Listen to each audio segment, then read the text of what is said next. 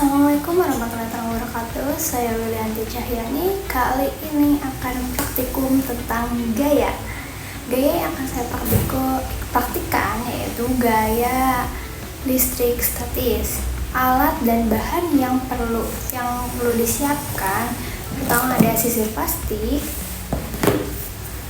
kertas yang sudah dipotong-potong kecil, serta rambut seseorang. Di sini saya menggunakan rambut seseorang, bukan rambut saya sendiri. Jadi videonya akan berbeda gitu. Kita lihat yuk gimana sih langkah-langkah prosesnya.